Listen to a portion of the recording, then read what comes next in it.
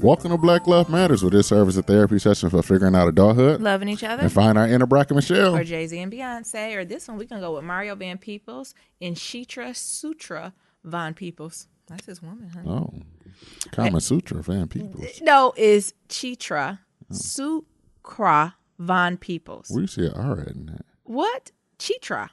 Chitra. Chitra. Oh, That's not Chitra? I'm talking about her middle name. Suka. Suka. Okay. Von Peebles. For y'all don't know, Mario Van Peebles is an American film director and actor, best known for directing New Jack City in 1991, and he is the son of the actor, filmmaker, and activist Melvin Van Peebles. Shout out to both of them. I forgot where Chitra's from. I think she's from Guyana. Okay. She from the whatchamacallit, South America. Oh, okay. Central America? South America. Yes. She one of us. Okay. I love, they love. Their children are beautiful. He's beautiful. She's beautiful. I've always been down with the Van Peebles, the whole crew and the family. Even though Melvin married, was she a Jewish woman, a German woman? I'm not sure. But I'm still down for the Peebles. Oh. Actually, I got a lot more to say about him. Y'all know he got a new show out on Sci-Fi called Superstition. And he fine as ever. Come on. Actually, Nia put me onto this show. So that's why I did him and his woman so we can talk about it. But, you know, his father, the GOAT. He is the GOAT. He ain't new to this. He's true to this. You hear me? What they call a Melvin Block Van Peebles. Mm-hmm. Block is not new to this. And he's still a gangster. He another one. He in his 80s now? 85. When he go, I'm going to have to take a day off work. Because it's a whole list of people that when they pass, I'm going to have to just take a personal day. Because they so ingrained in who I am, my identity, and just growing up, it's going to hurt me. It's going to be just like my Uncle Jumbo did, called my grandma, I said, when James Brown died. The king is gone. And my grandma like, who, baby? The king. You know, because we got nicknames in the neighborhood. King?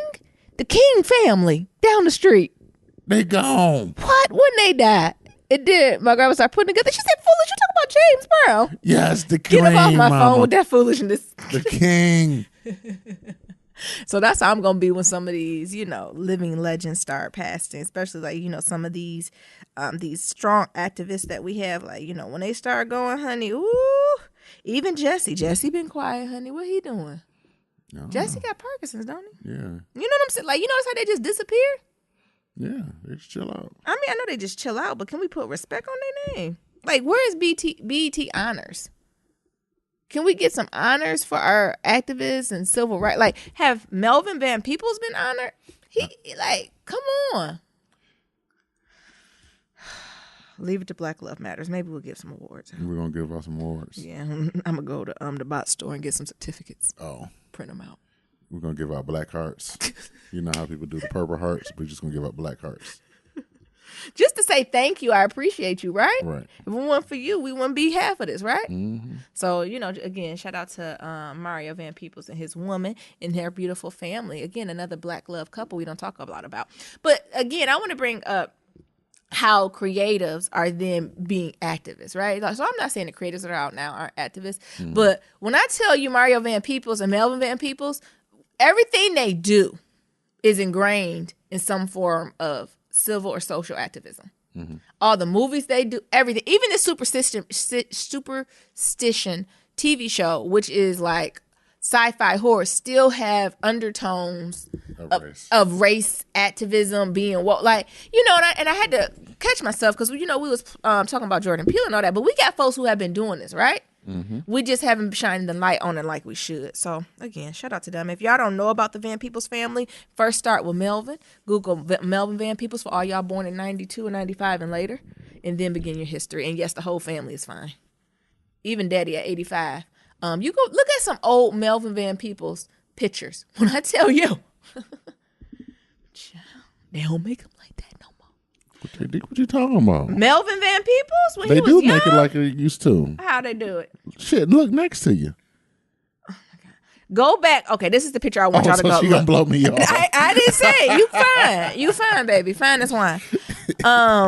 The picture I want y'all to go back to for Melvin Van Peebles, Block Van Peebles, is go look for the Jet magazine cover when he got a jean jacket on, a black shirt, fully scruffed beard, nice afro with a black and mild hanging on the tip of his tongue, tip of his mouth. That's the picture I need y'all to go look at and tell me that man ain't fine. Thank you. Who is you? I'm Nero. And I'm Nyambi. And this is episode 121. 121. Be sure to leave a 5-star, 1, 2, 3, 4, 5-star rating and review on Apple Podcasts and on Stitcher. And follow us on all forms of social media. Black Love Matters. Remember, that's Black with no K. Yeah. What's your update? Superstition. First of all, this is Nia ass. I was all geared up to be productive on Monday because I was off. And then, was you talking to Nia? And I jumped in on the conversation. And that's then what you get. He was like, you seen Superstition? And I'm like, nah.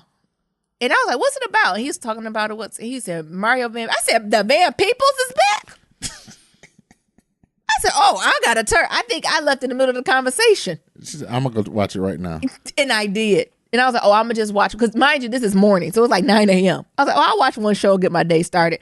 4 hours later. Actually, 5. I watched 5 episodes later. It is so good. So this come on Sci-Fi. I know it's Holy Week.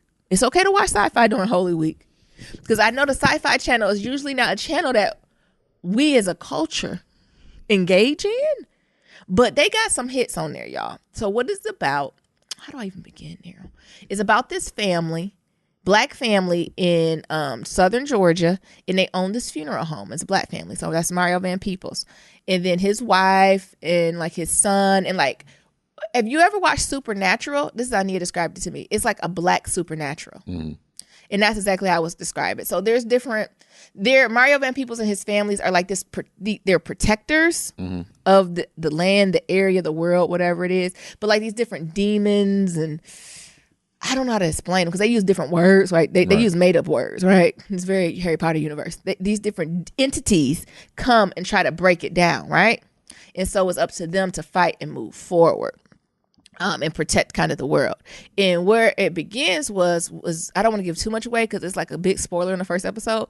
His oldest son in the first clip is like them fighting somebody, right? It's some shit going down, right? And then what happens is they fast forward 20 years. And it turns out the oldest son left at like 17 or 18, joined the army, and then came back, and they never heard from the family. Like, and he ain't never reached back out to the family since, because I guess whatever happened during that night, his younger brother died, and he felt bad for it, right? And so that's where the series picks up off of like, why you been gone? What's going on? You know, and since he left at 17, like, you know, he knew his parents were special and things were going on, but he ain't really connect to it, right? He thinking people bombing their house because the daddy is an activist, right? You know what I'm saying? And you know, you get to look and be like, child, that ain't no bomb. That come from his eye. Right. That fire come from his third eye. They done shot a beam through his third eye. It's almost like Black Lightning. Yeah. It's a little better than Black Lightning. Don't you hate on Black Lightning? It's a little bit. It's better than Black Lightning. Black Lightning is good, but it's better because it's the Van Peoples.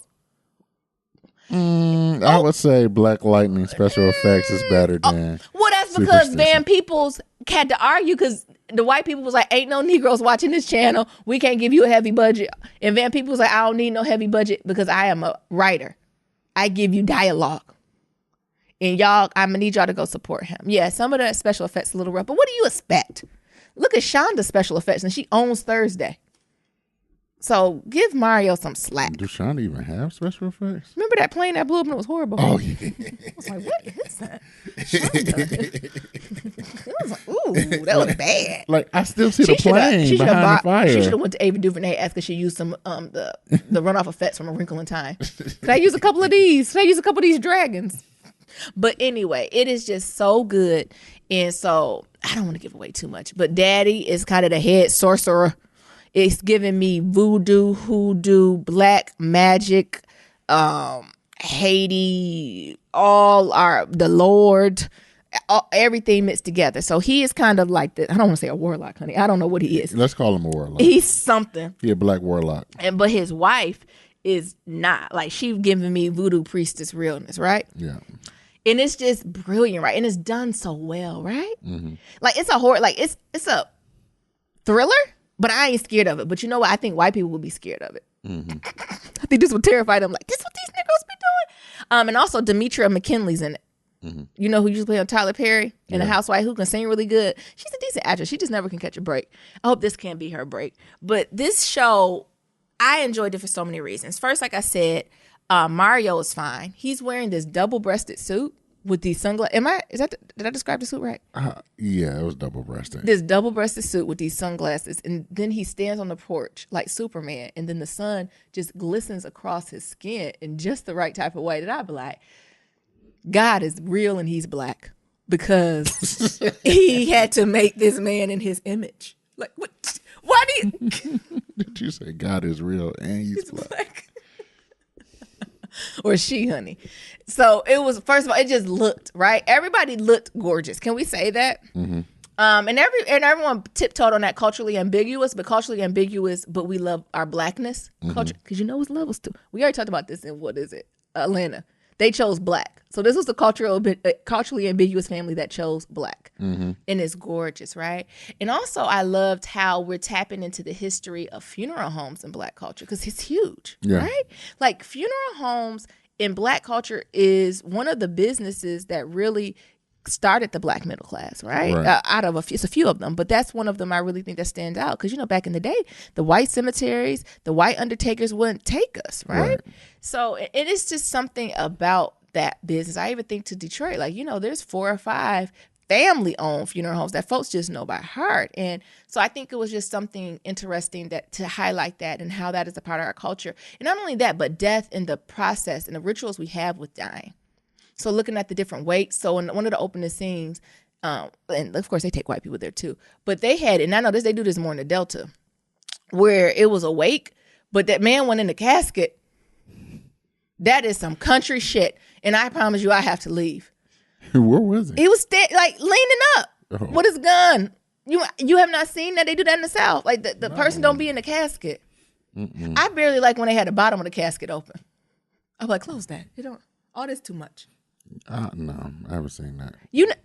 Near, Google it right now. Like I don't want to. Oh. I'm straight. I'm good. I've seen one. It's a hood one. I think that's the one that went viral that changed my life forever. It was an old black lady, I think in New Orleans, and they had her propped up at a table smoking a cigarette. Oh, I did see that one. Do you see what I'm saying? Like, there's one that bad, but it was like that type of thing, right? Again, we're not new to this. We're true to this. And even one of the scenes was someone came in that was kind of a racist or I don't know if he was a known racist or undercover racist, and he had like swastikas and all types of just, crazy mess written on him. And so the other person's like, forget, and no one claimed him, right? Mm-hmm. So they was like, burn his ass and flush him down the toilet, right? But they came in and was like, what we do, we take care of the dead. No matter what they did in their life, our goal is to really take care of the dead. And we, even if they didn't have dignity, honor, integrity while they were alive, when they die, we're going to have this. So we're going to have a legit service, right? So I appreciated that. A lot. Mm-hmm. And then next for the black culture, just when it comes to this idea of hoodoo and, depends who you talk to, hoodoo or voodoo.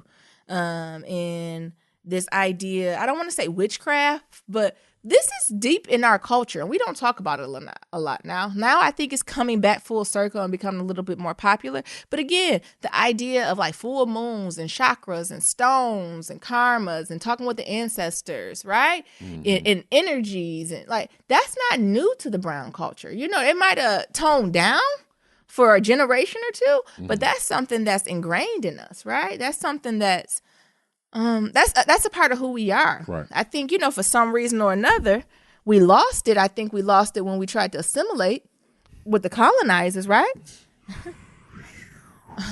Because they ain't even like they witches. You see what happened at Salem, honey? They just shout out to Tituba. Shout out to Tituba.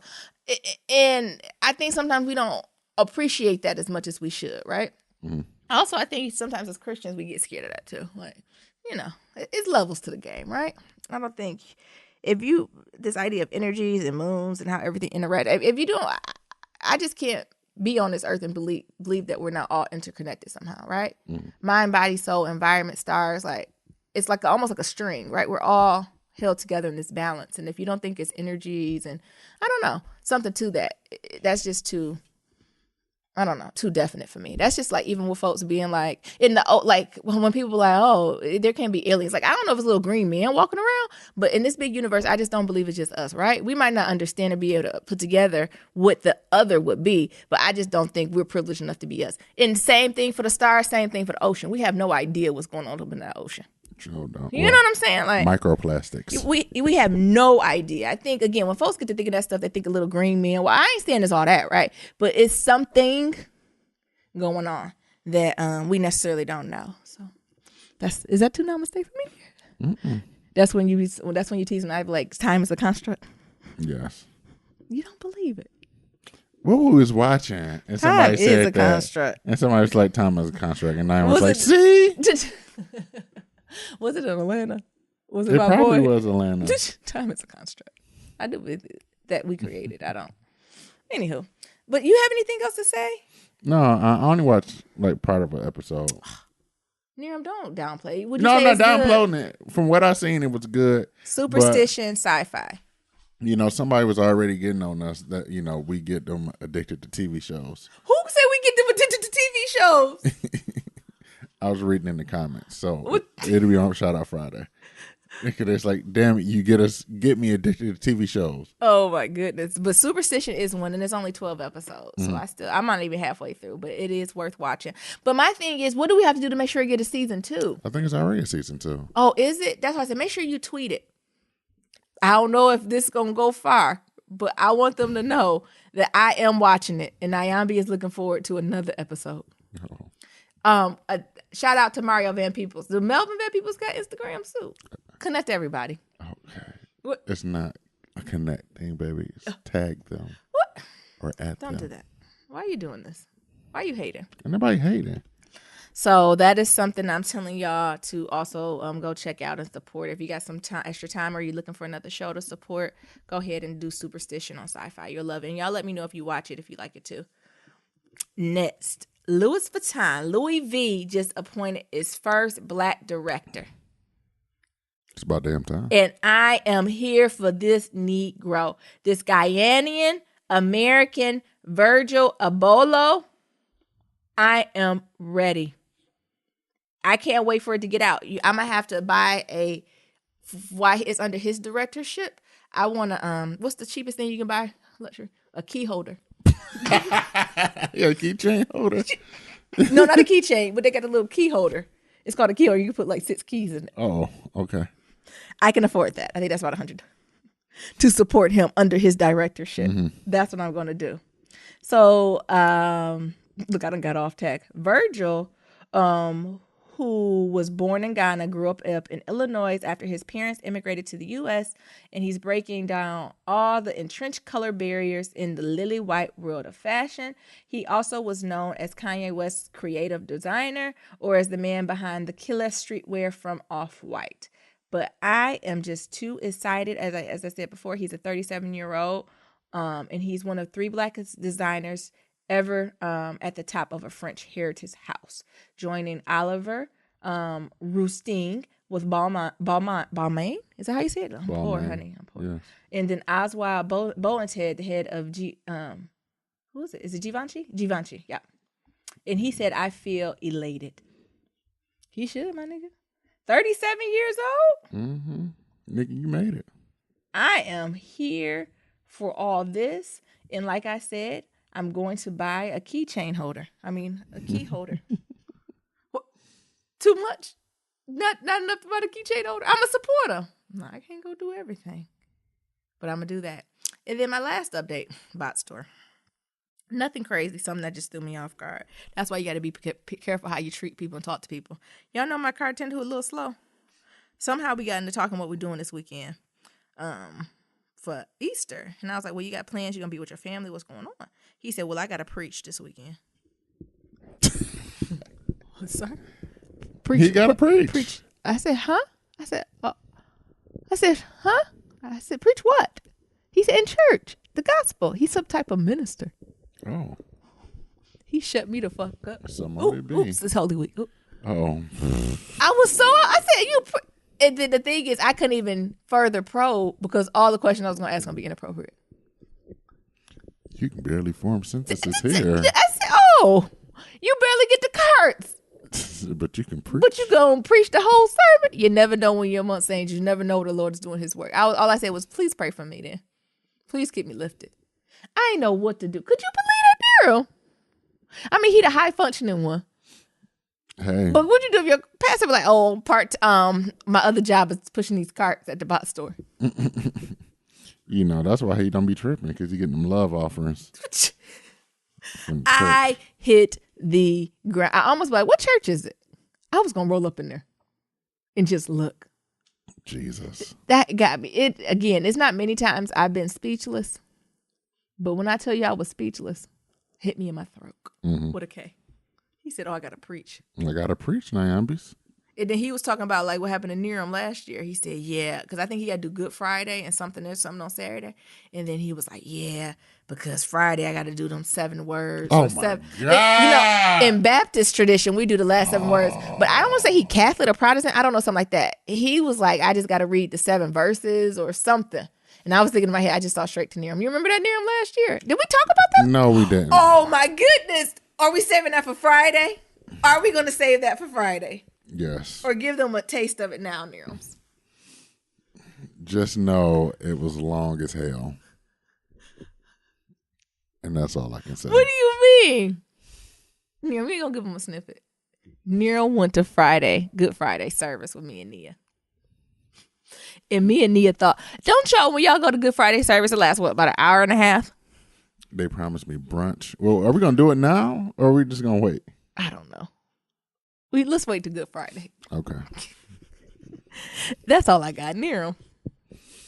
Damn, you just brought me back to flashbacks to that damn day. Put it this way. It was so bad, Nerum had to go sit outside. And wait till the service is over. He had to go sit outside the church.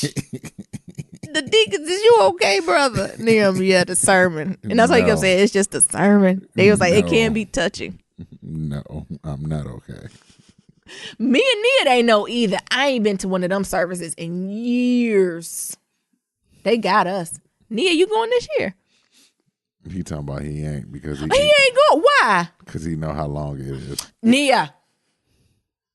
Okay, I'm talk to him separate. Go ahead. You gonna talk to him through the podcast? No, I'm gonna talk to him on his damn hitter. I'm gonna call his ass.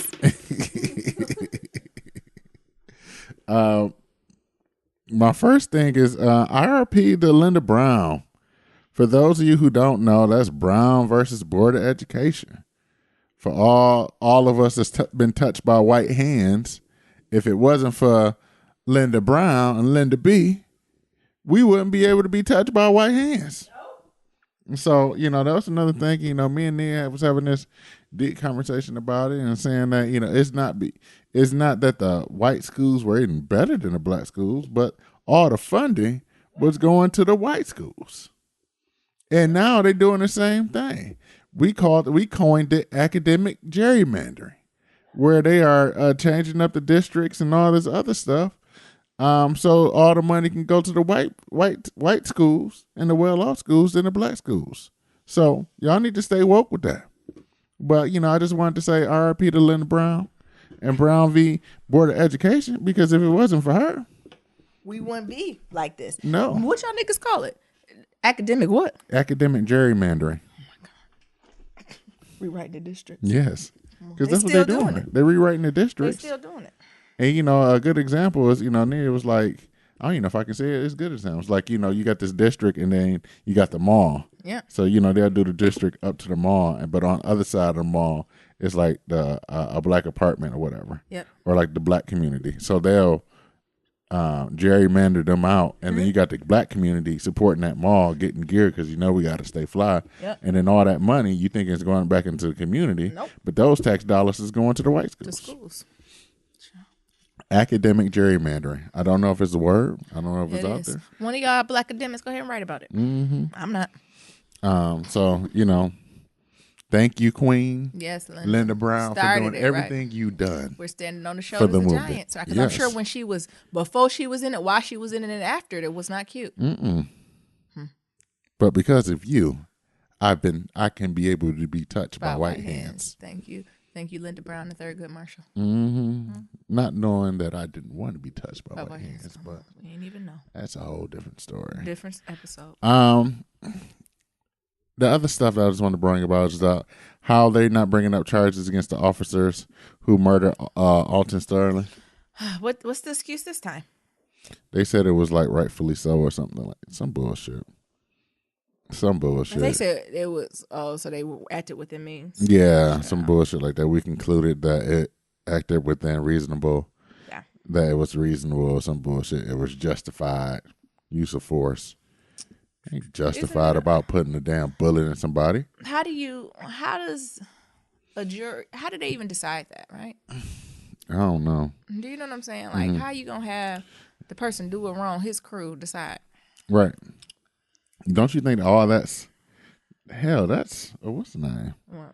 That's all. They all in bed together. So yeah, it's conflict. That's a conflict of interest. I wouldn't expect anything different. No. Other than them riding and supporting each other. They'll get a civil suit. Right.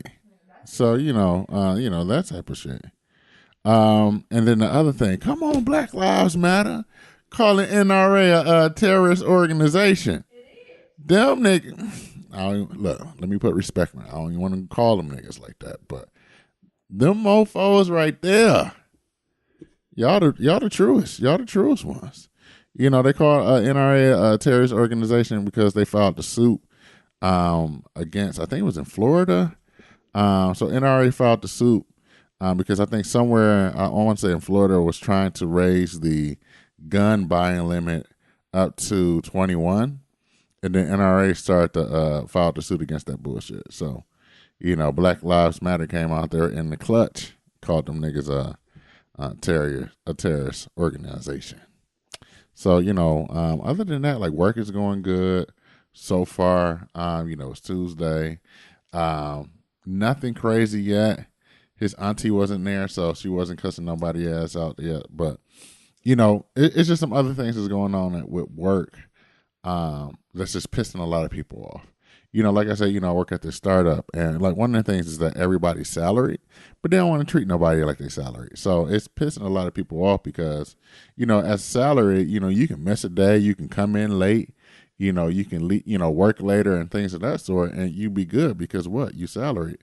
But at this place, they want to call you salaried. But if you stay late or you miss a day, they want to dock your ass, and that's a motherfucking problem. And that's a problem for everybody. And everybody getting pissed. So,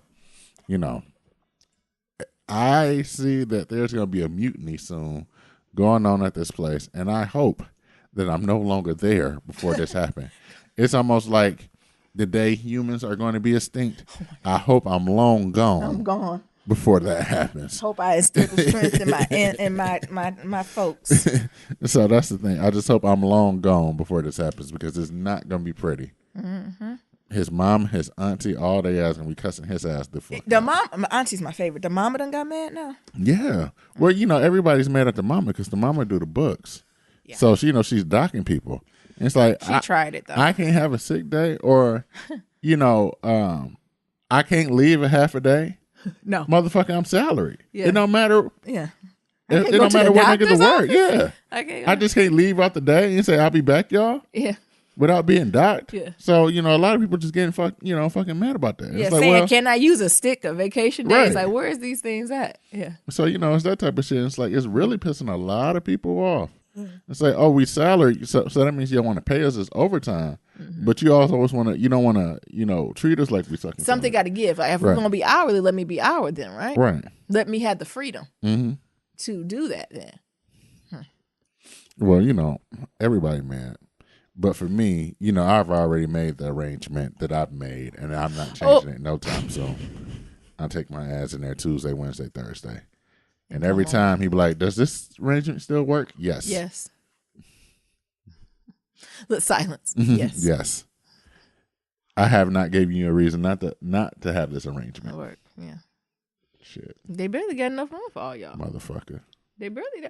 So does he, as the boss, I know y'all have like a rented space. Does he have an office, or is he just out there with y'all? No, he has an office. So it's weird. So, it's only 3 offices in there. Okay. So you walk in and there's like this like reception area, but instead of reception area, it's like 3 desks in there. So I sit at one, like the first desk. So as soon as you walk in the door, you see me. And then you walk straight in. There's one office. And then there's like 2 other offices in the back. And in his office, there's like 3 other desks. So it's like his desk, his mama desk, and then there's like in his office. Yeah. Oh my god. And then in the other office, there's 3 more desks for the 3 other ladies that work there for the sober home stuff. And then in the other office, since it's so small, it's just 1 desk, and that's where his aunt work at. Yeah. Truthfully, that's where he needs to be at, but I don't think the auntie ain't gonna play that shit. Yeah, he probably should have his own office. Yeah. But yeah, we all on top of each other. They say that we supposed to be moving to another place soon. But his ass ain't paid for the repairs yet. So yeah. It's a lot of shit going on. People start talking about refinancing and all this other bullshit, and I don't care. Every time I get my check, I go straight to his bank and get my cash out. And then I go to my bank and put the cash in. Because I don't trust anything about that motherfucker in that check. Ever since people told you who you are, you believe it? Exactly.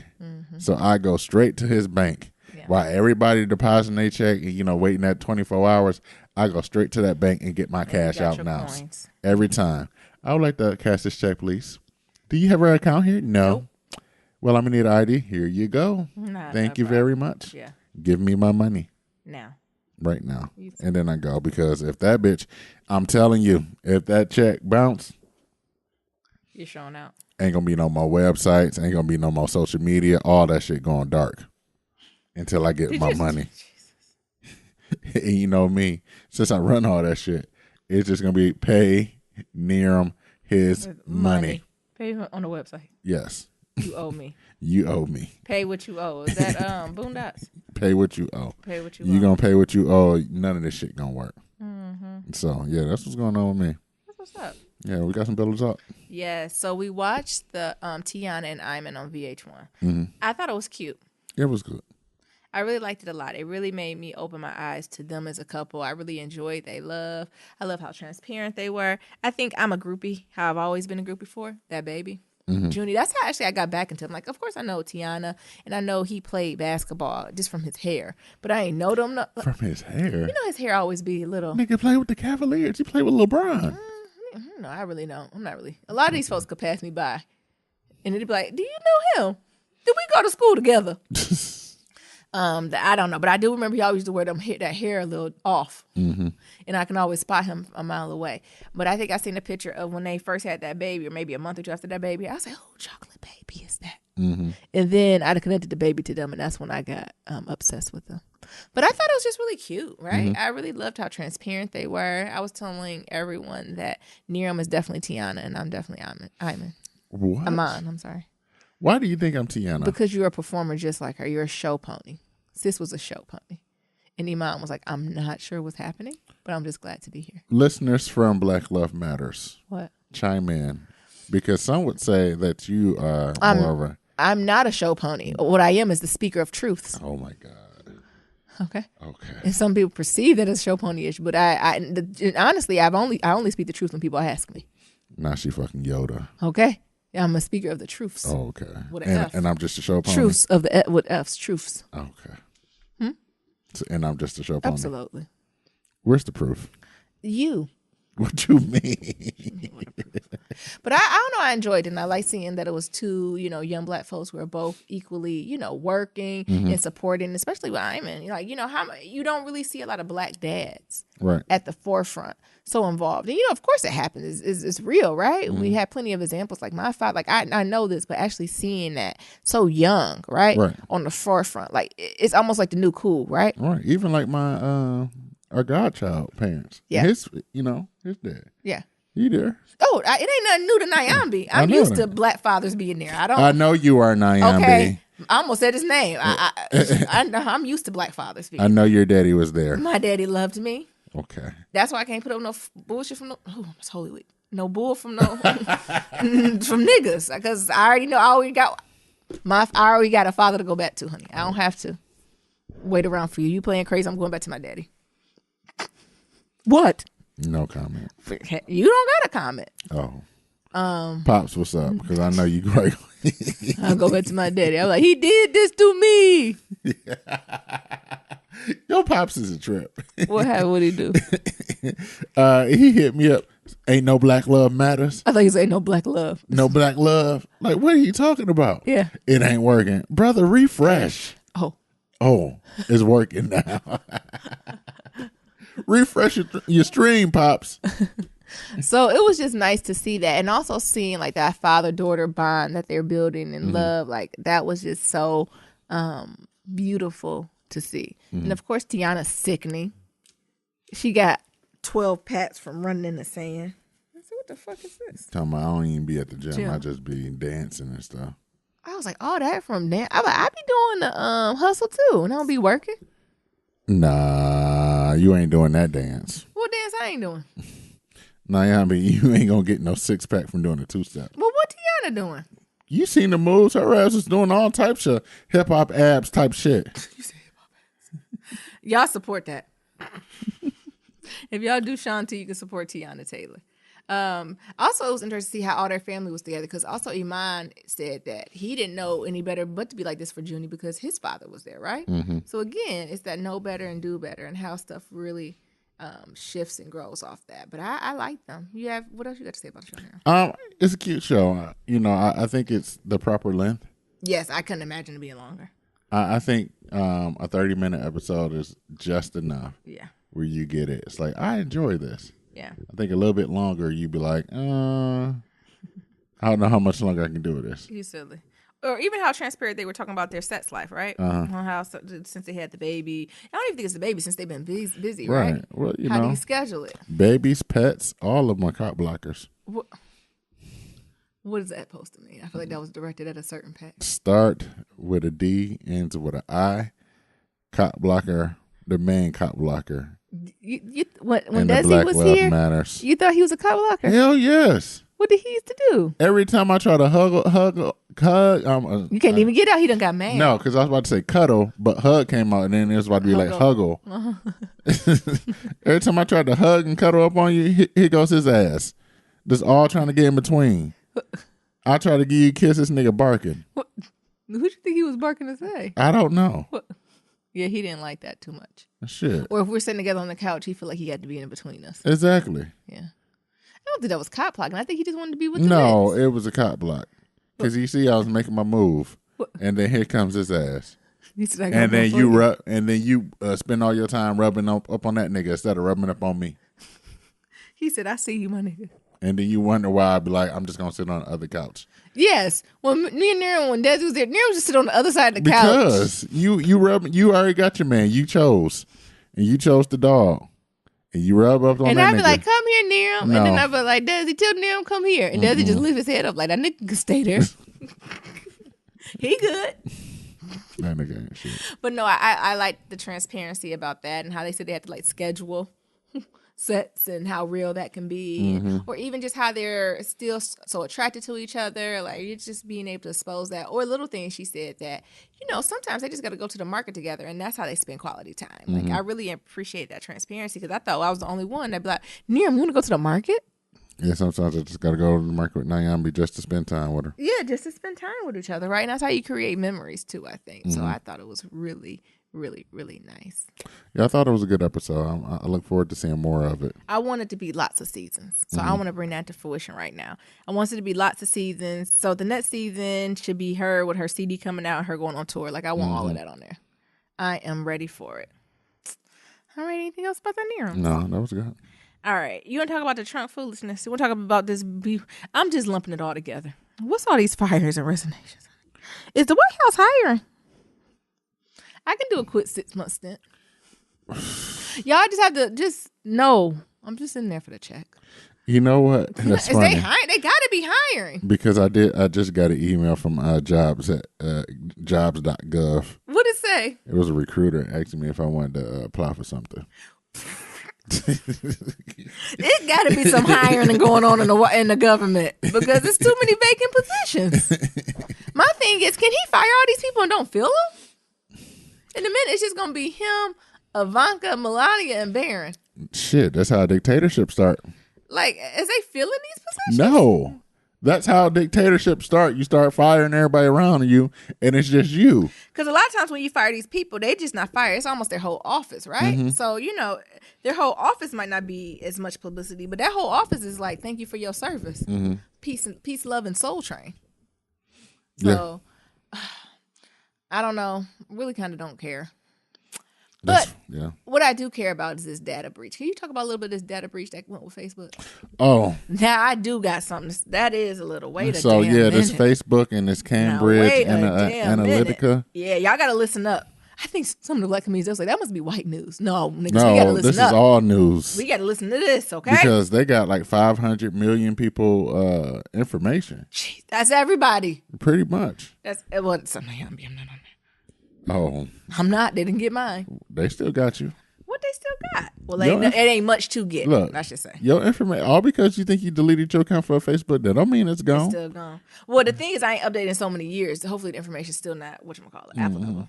Go ahead. But yeah, this company Cambridge Analytica. But it's okay. Take your time. No, I was trying to figure out how to best format. Yeah. A while back, before like all this stuff happened, like they had like this game or whatever, and people participated in it, and there was something about this game that had you when you like give your information up or like give them permission to like have information to your like your contacts and things of that sort. Uh-huh. So that's how they end up doing it, and like getting like over 500 million people's data and using that data for all these other propaganda targeting for Trump to win. Jesus. So they was getting like super specific with Facebook, because this is one of the things that we do at our office is that so there's things that people don't know about that you can do with Facebook. For example, you can take 100 emails. Uh-huh. So for example, business wise, you can take 100 emails, 100 of your best selling customers, and import it into Facebook, and Facebook would create a profile based off of the spending habits, their similarities, social economics, and all this other stuff. And you can run ads to those type of people. So they can do that. Say they want a specific profile of a person, you can run that in Facebook and then target it for battleground areas within a state or area. Yeah. So that was one of the things they was doing. Long story short is that y'all need to go back through and figure out what apps and shit and games, like Words with Friends and all that shit. I never got into that. That's right when I got off Facebook when I started it. Mm-hmm. And so, Words with Friends, what's that planning one, that farmer one? Yeah. Everybody was playing. Mm-hmm. Y'all need to go through and check that shit, because that's what's happening. Like a lot of developers and gamers, like they have like these popular ass games, and then like people stop using them, but they still have your access. And what they do is they sell it to another company, and now that other company has your access, and now they can do whatever they want with it without your permission. You don't even know, because you already gave access to your Facebook profile. So this is one of the things that I learned a while back. You know how different apps and like software online, you can sign up using like your Facebook or Twitter account or your Gmail. I stopped doing that, because if you read like the fine print or like the amount of stuff they want like your friend information, contact stuff, but they be like, we won't post without your permission. But they still getting a lot of stuff that I just started to like say no. Say no, but not sign up with my Facebook account or any of that, but just sign up with a regular email address. Yeah, I agree. I started doing that too. Because if you, it seems easier. Like, I'm just going to sign up with my Facebook account. But it's so much that Facebook gathers of you, because you are the commodity. Yeah. When you got like a free platform like this, you the commodity. People, they selling you. Yeah. They selling your information. So, by doing that, you think it's easier, but it's not. Yeah. Because you're the commodity, and they taking all your information. And stuff that you think is private. It's not. It's just, it might be private to the people that your friends and things of that sort, but it's not private to Facebook, and they still using that data for broader things, for advertising and things of that sort. So, I think that's really one thing that y'all need to, y'all need to stay abreast on, and do just like how I change my passwords every 90 days. You need to check your Facebook, check your Twitter, check your Instagram, check all the stuff. Old websites. Hell, check your Black Planets. Check all your shits. Exactly. Because I done went back. My Black Planet was still alive and well, and I had to go back and deactivate that motherfucker. You say no, thank you. So check all that shit. Check your MySpace. MySpace still around. Check that shit and deactivate it. Because if not, like, they are still using that data. Yeah, that's true. And it might be old. You think it might be old, but hell, You signed up with your phone number. Every app these days have you use your phone number. All they need is your phone number. And now they can run that in Facebook. They can run that in Twitter. They can run that anywhere and get whatever data they need from you.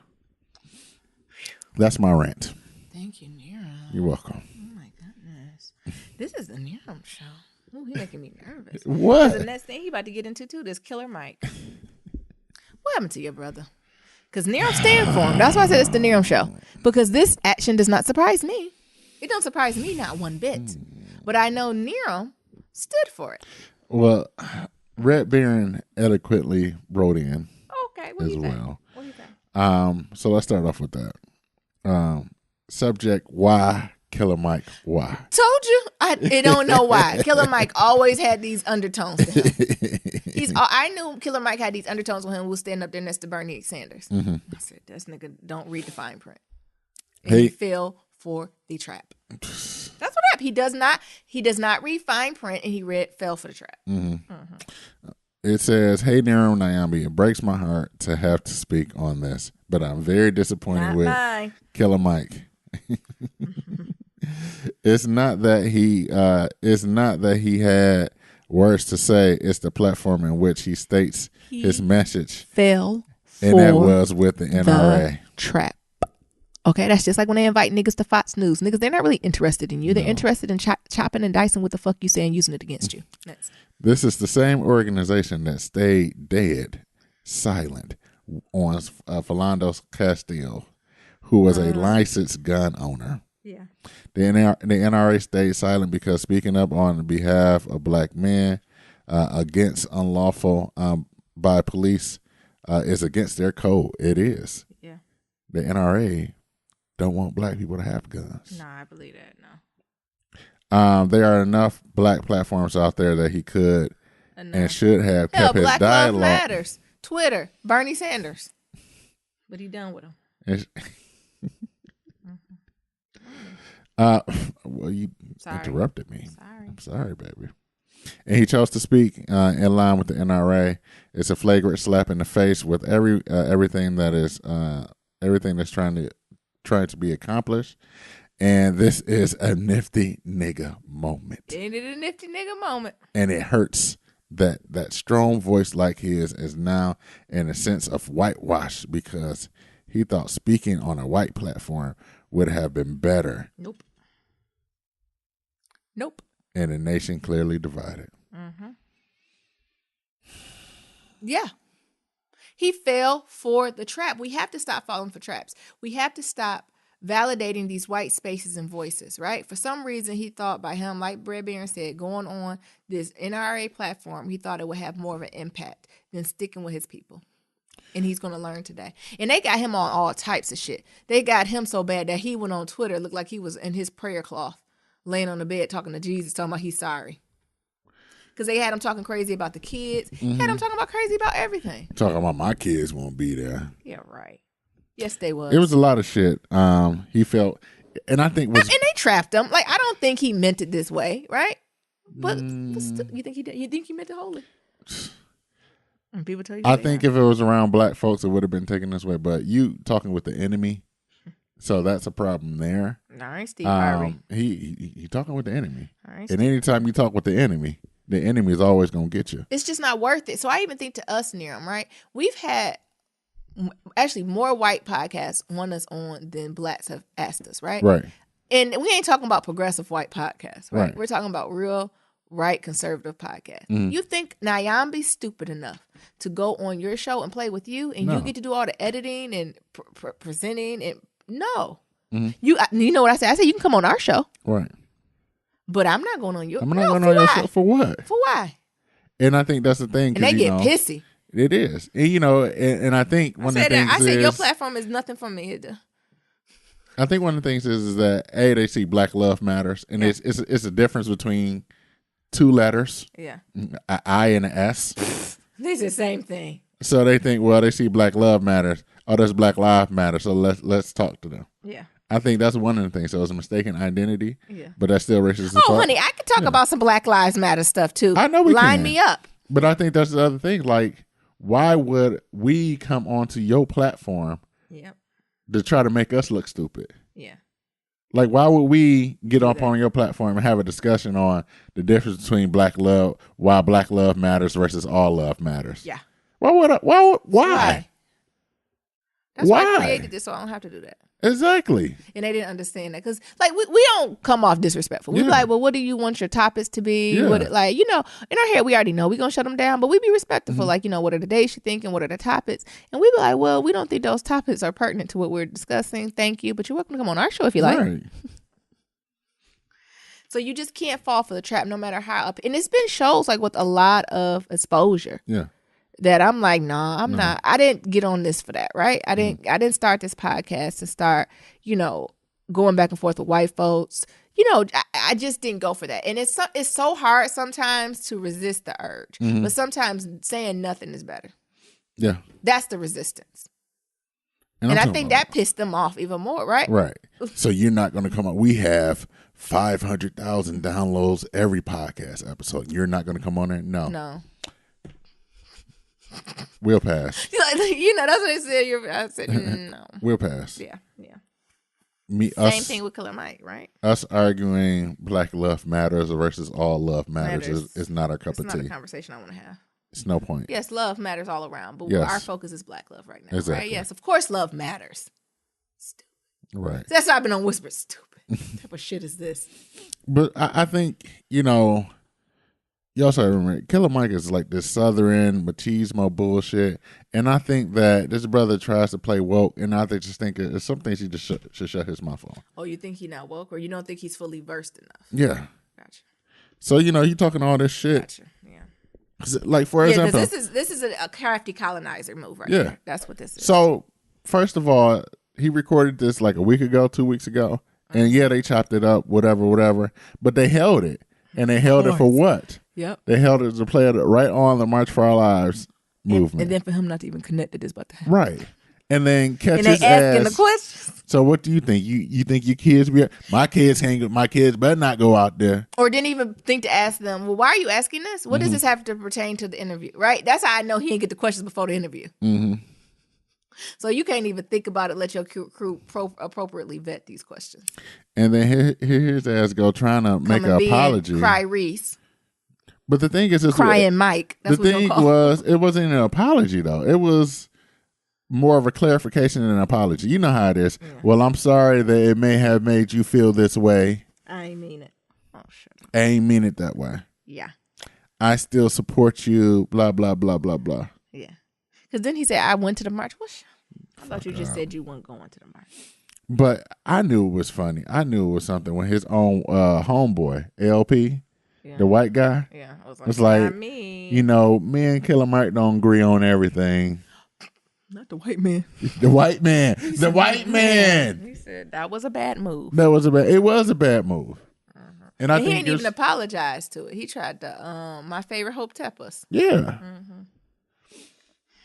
But I think it goes for the trap. And I think all black woke folks, and then we're talking about working woke, this is something you have to be very aware of. Of course, Killer Mike's was bigger because it was on a national platform, right? And he's put himself out there publicly, right? As trying to be a voice for our community. But I think these little, like, micro, I don't know if aggressions is the word or what it is, happens constantly. You have to be aware of it. Like, even at work.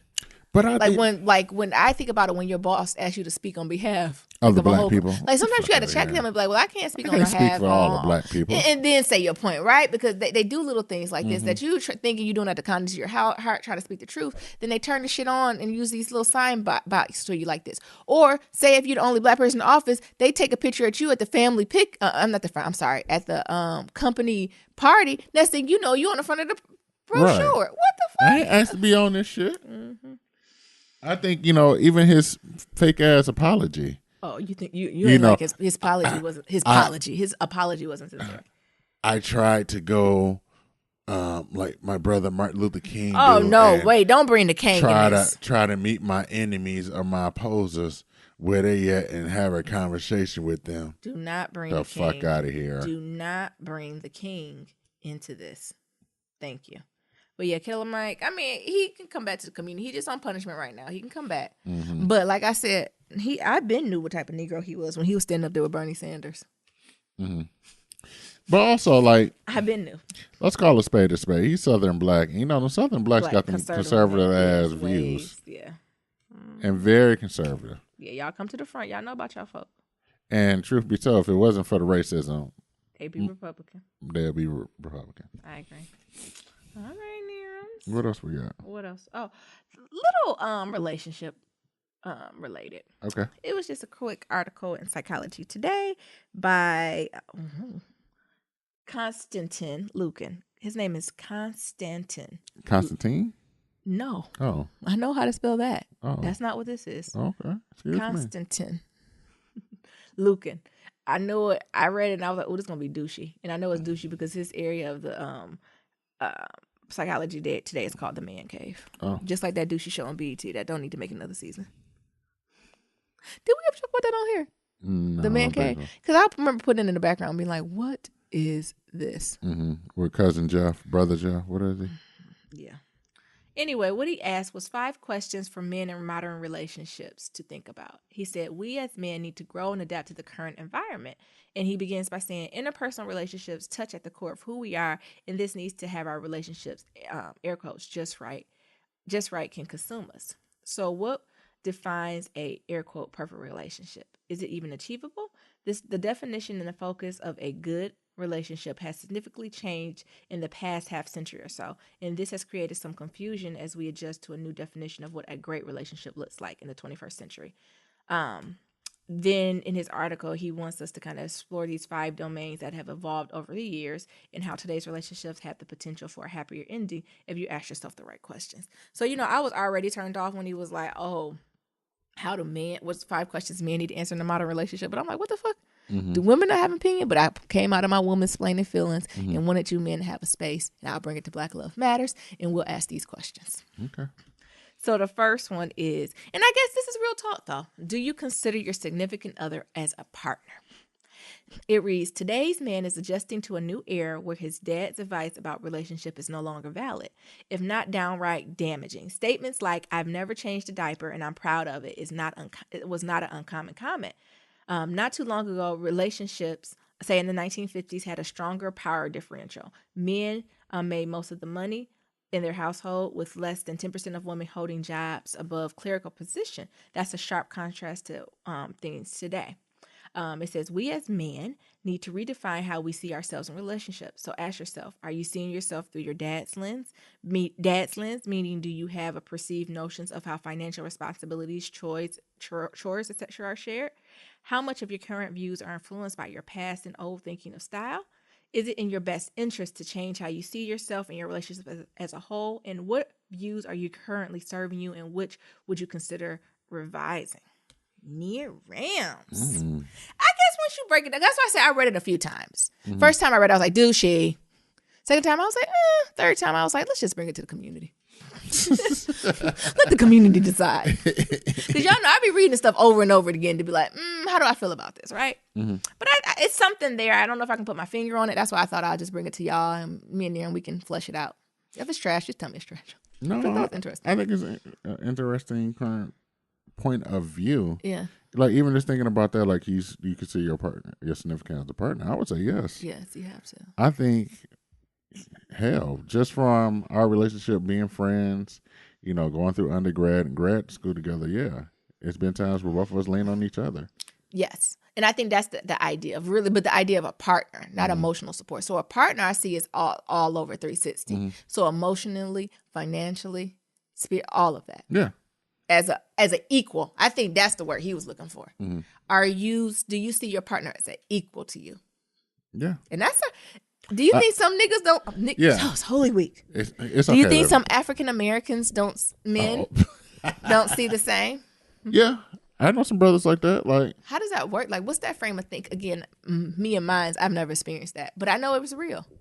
It's the old school frame of thinking. Right. That's what it is. Yeah. A woman ain't down here, but and it's not that they don't love them, right? It's this really weird dynamic. Like, look, what they say: feed me, fuck me, and keep me happy. Jesus, I can't do it. Really? Yeah, that's what they used to be like. That's hard. And I know some brothers, or I used to know some brothers. Ooh, they ain't your friends no more. No. That they think that way. I like this. Although this other idea, they talk about asking from your father's lens. What do you think you've gotten from your father? Good, bad, or ugly? Because you carry stuff, right? You do carry some stuff. I think some of the things that my father has done has prevent me to like slow down things. So, for example, like this whole baby conversation, like I think that's a result of Pops. Really? Yeah. Pops was in previous marriage. He met my mom. You know, he had kids before then. Met my mom, had me. You know, stepped out, had some other kids and things of that sort. And I just remember being like, I don't want that. And, you know, whenever I had kids, I wanted to be by one woman. Because I don't want all these other... We're just testing, just to make sure it's not happening. Is that what we're just tipping up? You've heard it first here. No. Black Love Matters. But like, just going through that and being like, you know, growing up and like, having these conversations with my mom, they were like, "Oh, that's not your sister. Like your dad took the test, and that ain't your sister." And he just gonna go along with it anyway. That nigga's stupid. Oh. Or like these is your brothers, or you know, just going through that. Yeah. And like, you know, years down the line, where you know, sisters who ain't, you know, who my mom said they wasn't sisters, reaching out asking for money and shit because they think I'm well off, and be like, first of all, if I ain't met you, I ain't seen you in how many ever years. Yeah. So that's one thing. And then the second thing is I don't know you like that. Yeah. That's true. So I think, you know, that's one of the things that I got from my father's link. So Papa was a Rolling Stone. He was a fly motherfucker. Yeah. He was fly. I mean, I wouldn't consider you a Rolling. You may be a pebble. No, that nigga was Rolling Stone. No, say you. You ain't going. You a pebble. You ain't going too far. You're going for a run and coming back home. Okay. Watch me now. Oh, you've heard it first. Record it. Keep playing with Nyambi. Don't worry, I'll edit this out. I keep all receipts. I'll edit this part out. With me. Is there anything you think you had to reconsider or revise, or something you're thinking about revisiting about your thoughts and schema when it comes to women in relationships? Ooh, no, I think it's something I've already went through, like undergrad and things of that sort. Yeah. I think, you know, right now, you know, being with you for so long that, you know, I couldn't see it no other way of having this partnership with you. The next question is, are you emotionally connecting? The author said this is something that is not on a man's priority list back in the day. Some marriage experts, air quotes, suggest that when a woman gets married, she should take on a doting role, almost like a professional responsibility to attend to her man's and family needs. This, as you can imagine, did not help with the emotional connection to a partner, as a woman was fulfilling the role out of obligation rather than desire for closeness. Current theories, in contrast, focus on emotionally focused conversations where emotional expression and acceptance a partner's needs are at the forefront of creating a strong emotional bond. One treatment approach called EFT, emotional focused therapy, has been shown to highly effective in helping couples be happier in long-lasting relationships. He then goes on to ask, how do you balance being strong, empathetic, warm, and supportive boyfriend and husband without compromising one's manhood? We typically alternate between trying to be the alpha male, dominant, and in control, and open up to show the more hidden parts of ourselves. If we can tap into how we feel, communicate, and connect with our partners, we will be a more realized man, air quote, with great relationships abound. You and emotional connections. You know, you say you ain't had no joy. Speak on it now. Well, joy not having nothing with emotional connection. All right, well, help me understand. Unpack that. How so? Well, ask me a question. I just asked you. You asked me nothing. I didn't hear no question. All I seen was a statement. Should I just increase at the end and just made it a question? Yes. How do you balance it, right? This idea of manhood and being strong, this traditional, kind of the stereotypical role with being empathetic and balanced and warm. Like, how do you do both, or do you not do both, or what it looks like? Well, I think one of the things is, you know, one of the things is that since I'm a gamma man, this whole machismo, alpha male type shit, I'm really not for it. Yeah, that helps, yeah. So I really think that helps for me in our relationship, in our partnership, to be like, oh, okay. Like, oh, we doing this? Okay, don't matter to me. Yeah. And I think sometimes you see that. I think I battle with my own schemas. You battle with that because I'd be like, okay, cool. And I think you're the one that battles with that more than I do, as you know, a type of individual. Because it's a fine line. Because it's something attractive when your partner does step up and like, no, this is what we're doing. This is how we're doing it. This is how we're moving forward. Not all the time, It's very delicate. It's a very delicate dance you do. But sometimes that can be very, attractive and like a feeling of security when that happens, right? Yeah. But again, that's my own stuff. I think that's your own. That's being projected onto you, right? And my ideas of what security is and why do I feel unsafe and stuff like that. Right. So I think that's more or less the thing. I don't think I have that, like alternating between alpha male being dominant and controlling and open up the parts. Because I'm a gamma dude. Yeah. I'm a gamma man. So I usually reject the traditional type of thing anyway. So I think that's why I'm able to be more reflective to the things that's going on. Yeah, yeah. The next question was, are you open to less rigid role definitions? This says, this one focuses more on the potential behavior changes in relationships, meaning asking yourself, how married are you to your defined role, i.e. as a provider, father, partner, lover? When we try to fit ourselves into prescribed boxes, no one wins. The hope is that today's relationships focus more on integration. So the question to ask may be what works for you as a couple, what joint goals do you have, and how, given your individual strengths and weaknesses, do you get there? I think we do this really good. Yeah, I think so too. Roles and definitions, you get in where you fit in. Yeah. Period.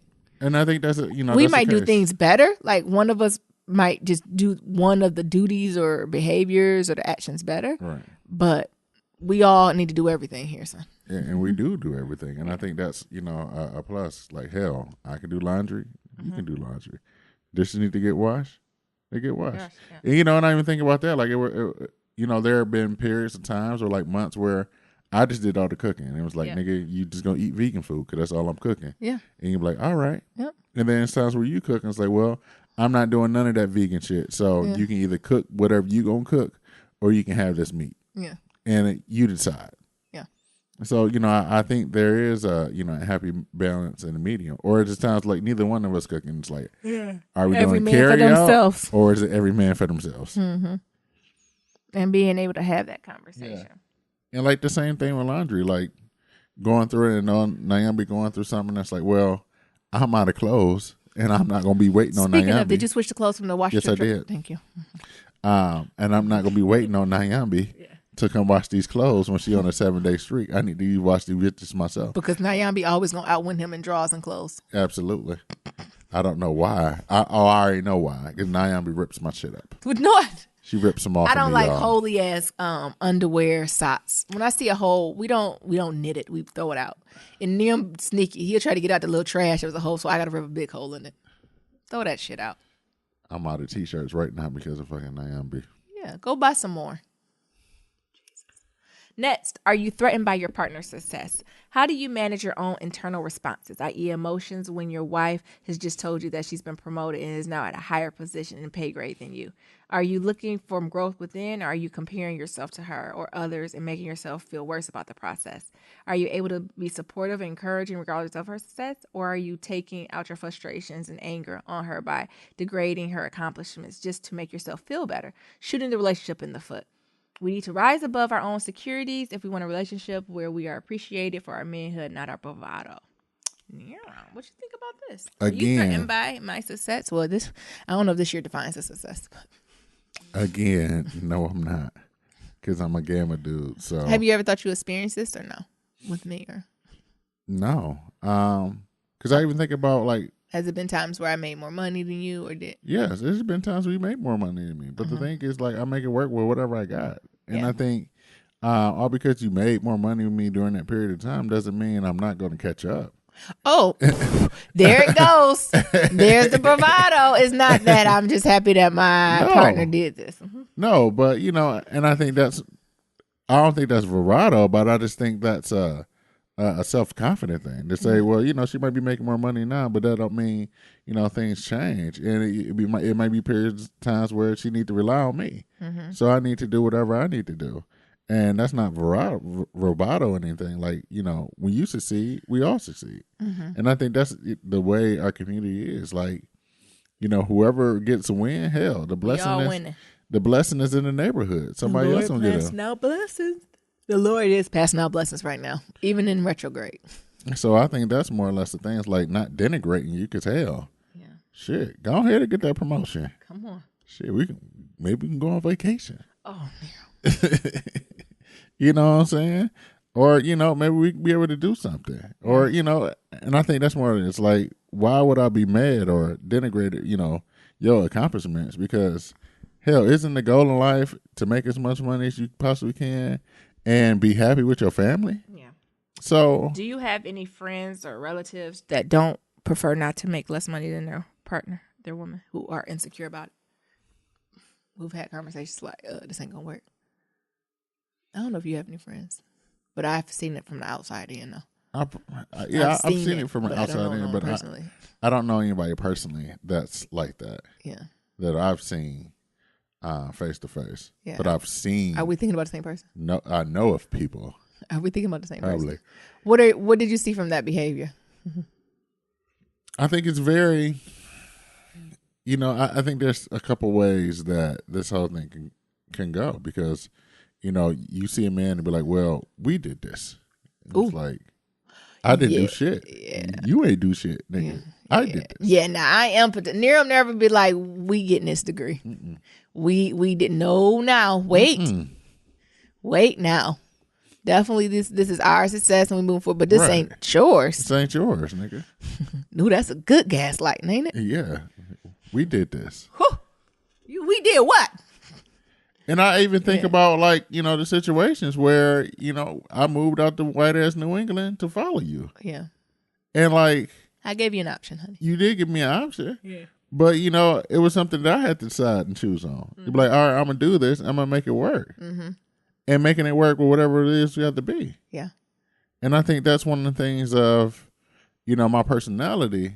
That's like a gift and a curse because I'm flexible with that. So, most dudes be like, well, I ain't following no woman for no job. But for me, I'm like, I'll follow you and I will be successful in that situation. Yeah. True. Takes a lot to say that. Mm-hmm. And then the last one is, are you able to have conversations about intimacy? The author said this one is a difficult one for men for many reasons.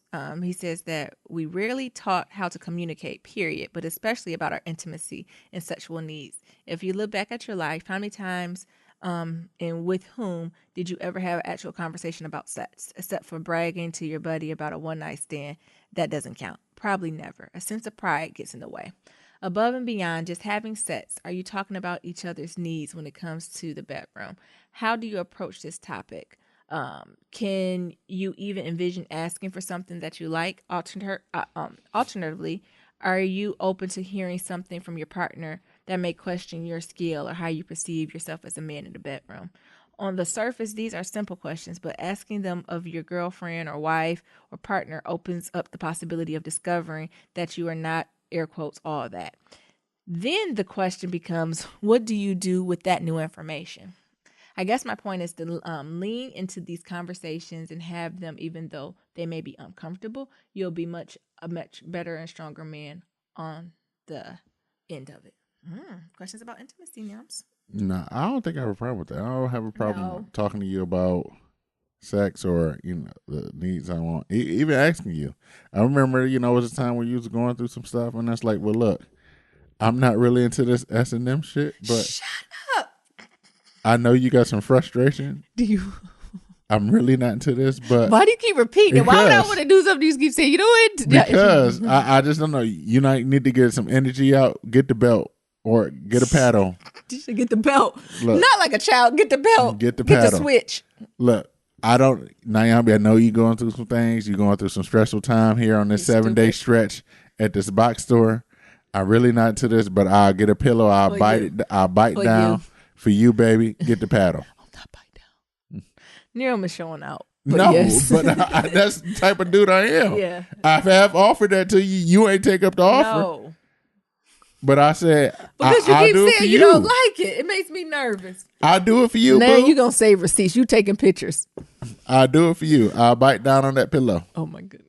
Yeah, that's true. And it's about having it. And also, I think the bigger question is when you get constructive criticism, how do you take that and rebound from it? How do you not become a F-boy and be like, well, forget you, Trick? You're like, well, I thought we was having fun. Right? So, actually, after we talk about it, I think this was a little good. Yeah. This idea of intimacy. And y'all let us know your viewpoints. And men, how do y'all have these conversations with some stuff you're rethinking and navigating and moving through, right? Yeah. You got any last minute thoughts on this, Neil? I think, I'm not the rule. I'm probably an exception on this because my external foci of what a man is supposed to be is a lot different from you really got to have your men's round table. Yeah. And I'm going to have I guess me and Diva. That probably not going to be too good. We kind of similar. We just going to be here co-sign each other. Oh my God. Right. That's right. We agree. Next one. So I got to find maybe a friend that has a slightly different viewpoint than I. Me and Adifa might be a little bit too close. Because we'd be like, nah, not going for that. And that's the thing. Like my external foci, like what masculinity is totally different than everybody else. Yeah. That I'm the exception, y'all. Yeah. Definitely not the rule. Especially when it comes to machismo and masculinity in the Black culture. Niram, you need to make that a goal before 100 episode, or maybe right after. I would love you to. We already did 100, baby. Not 100. I mean our year. Oh. Okay, Niram. I got it. We already made 100. I know, but before we maybe get to the year, right after the year, I would love to have this conversation about Black masculinity. Right, and I don't know if that's a conversation that I need to be a part of. Does that make sense? Yeah. Like I feel like I'll woman's-plain onto that. I would love. Can I? What's it called? Panel host it. Black academic. Black academic again. Can I be the moderator? You want to moderate it? Can I moderate? You can come up with some good questions. Of course. What? And it can't be, what's up with the Black man and their daddy? It can't, because that's what Nyambi. Every time she see a TV it's show, something about Black father-son dynamic. It is something there that is unspoken, and it's in real life and TV and all the above. I think that would be a great, and of course we can do the same thing for Black women, but I think the idea of Black womanhood is a lot more accessible, right? And women roundtable giving their viewpoint. Like I think that's a lot more accessible than a male version of that, right? You don't see that too much. I mean, I think they tried doing a man cave, but they're talking about F shit. I still tried to cuss again. I said F shit. Stupid stuff, right? Right. That they're not really getting to the nitty gritty and being vulnerable. Like I would love to see that. You have some folks in mind for that? Who you could do it with? Well, yeah, I got a couple. Well, we already know one. But I'm just, folks still have a different viewpoint. Maybe I'm so educated too. Yeah. That might be a good one to have on there. Then I feel like you need someone else. You need one more. Maybe Lamb's daddy. Yeah. That might be a good viewpoint too. Lamb's daddy. Yeah, Lamb's well, baby T daddy. He might be too quiet. But he might hit us with some knowledge. He might hit us with that island knowledge. He might hit you with that island stuff. Start speaking that. We ain't know you didn't speak English. Start speaking in his patois. Look, wait a damn minute. Nigga, I ain't never heard no went safari on us. He just showed with baby oil. It's in the culture. And then you got to get an older one. You know my father would love to be back on here. Well, you know. Oh, my God. You know. Prepare yourself. That would be interesting. It would. All right. We'll have to think about that. We got some kitchen table talk. Yeah. So as always, you want to submit a kitchen table talk, shoot us an email at blacklovematters@gmail.com. So this is from our Shout Out Friday episode. Yeah. Who sent this? Brianna? Shanice? Yeah. Shanice sent this? Yeah. What's up, Shanice? Yeah. She said, I'm here with a question for Kitchen Table Talk. One of my colleagues sent me this article called White Supremacy Culture. It's very short, but it was so hard to get through. The whole time I was thinking, sheesh, I've been really touched by white hands. Very uncomfortable, to say at least. What are your thoughts? Ditto. I'm going to let Niram unpack it. This is the Niram episode. Niram, go ahead. Yes. Nyambi checked out on us. Yeah. Because all I could just do is shake my head and say yes. So this article was titled White Supremacy Culture. And I'm just going to read the introduction and then I'll talk about some of the subsets they have of it. It says, this is a list of, it says from Dismantling Racism, a workbook for social change groups by Kenneth Jones and Tima Okan. Change Work 2001. This is a list of characteristics of white supremacy culture which show up in our organization. Culture is powerfully precisely. It's powerful precisely because it is so present and at the same time so very difficult to name and identify. The characteristics listed below are damaging because they are used as norms and standards without being proactively named or chosen by the group. They are damaging because they promote white supremacy thinking. They are damaging to both people of color and to white people. Organizations that are people of color led or a majority of people of color can also demonstrate many damaging characteristics of white supremacy culture. So there are some subsets, and I'll go through each subset and give like an example. So the first one was perfectionism. Little appreciation expressed among people for the work that others are doing. Appreciation that is especially usually directed to those who get most of the credit anyway. Sure. Yes. The next one is a sense of urgency. A continued sense of urgency that makes it difficult to take time to be inclusive, encourage democratic and or thoughtful decision making to think long term and consider consequences. Another one is defensiveness.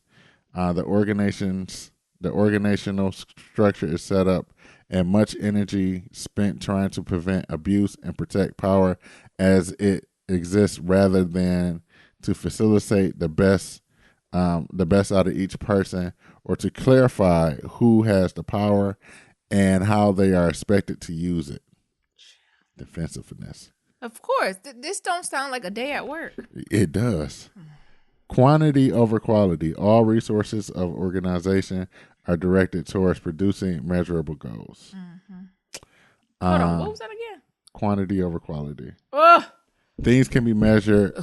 Are more highly valued than things that cannot. For example, numbers of people attending a meeting, newsletter circulations, money spent are valued more than quality of relationships, decision making, the ability to constructively deal with conflict. That's huge with crafty colonizers.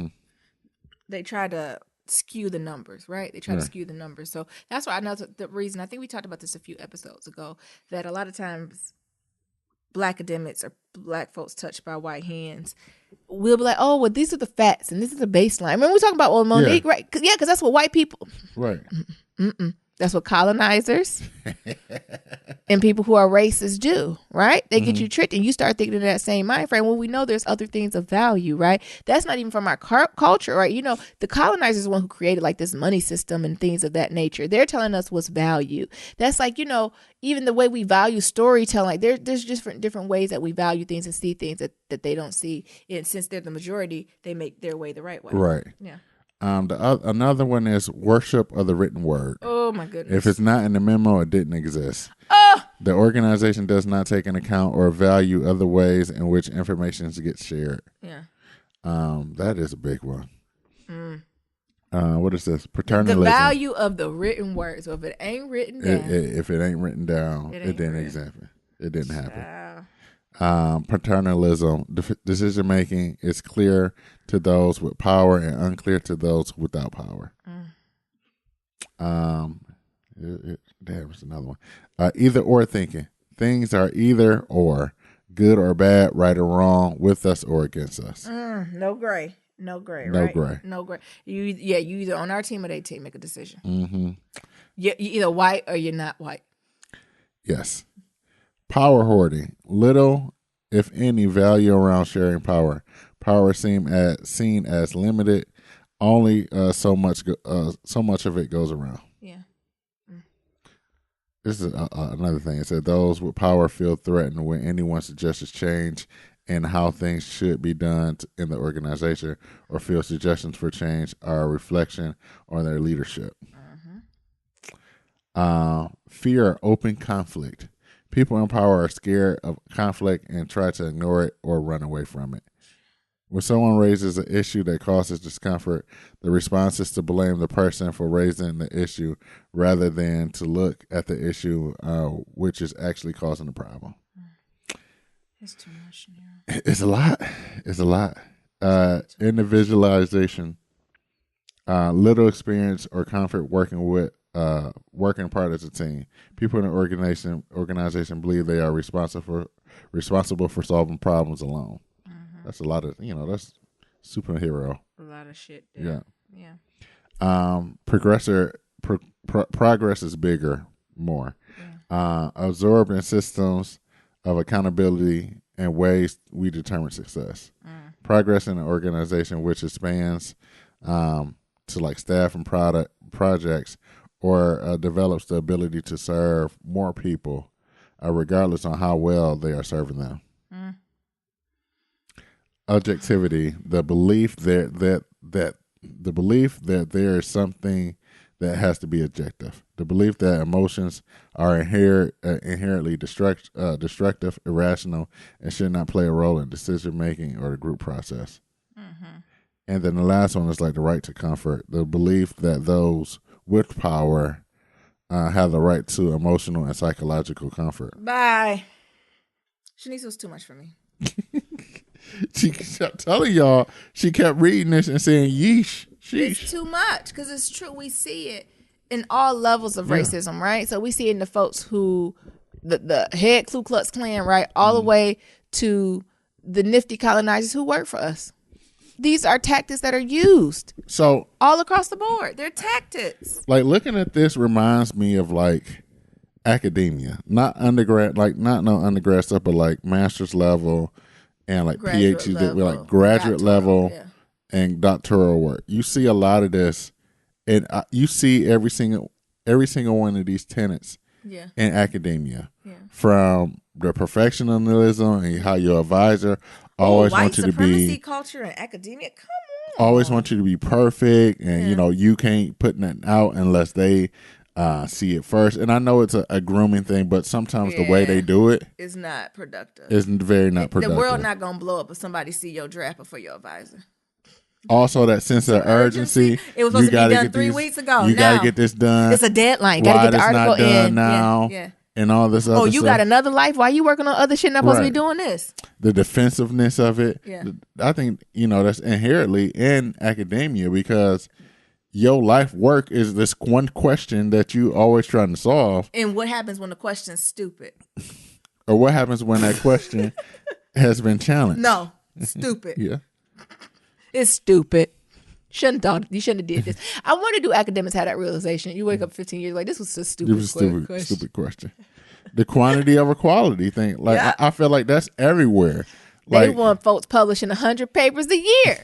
Now, are they good? Did you even write it? Who knows? Right. And I even think about this now. So I was watching a documentary on Netflix about Adderall. Yeah. And like how, you just got a lot of people just taking more Adderall. Yeah. Because they're just trying to keep up with the demand of quantity of shit that they business want them to keep up with. Yep. And like you see that with grades and everything like that. And that's where like this grade inflation come at. Because it's the thing of like, if everybody's on Adderall, then what? Jesus. It's almost as best as nobody's on Adderall. Yeah. It creates a new baseline. The worship of written word. That's another academia, thing. Honey. That is nothing but academia there. They love to hear themselves talking right and read. I told you, I knew, actually, subconsciously, I knew I was an academia because I went to one conference. At my type of conferences, we don't really do this, but I went to a couple of them. Do you know people went to the front of that room and just read their 30-page paper? I said, wait a damn minute. You're not going to summarize this? No. You're not going to make eye contact? No, I'm going to read this. No. They're like the worship of written word. And like the written word is no other. They're like in the lack of appreciation for other forms of communication. Yes. Or other types of communication. So even if we're talking about the written word in academia, there's a certain way, there's academic writing. And everything else is null and void. Or even like the thing of like... everything else is hieroglyphics. Or the other thing like CYA.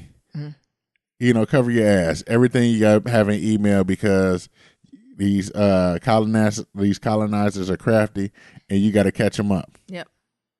But it's been times when I'm calling after, send you an email, and they come to your office and say something else. Yep. We'll be like, but I said in this email, well, motherfucker, you just came and talked to me. Yeah. Yeah. So crafty. Yeah. All of that stuff. But this was a good one. It was just a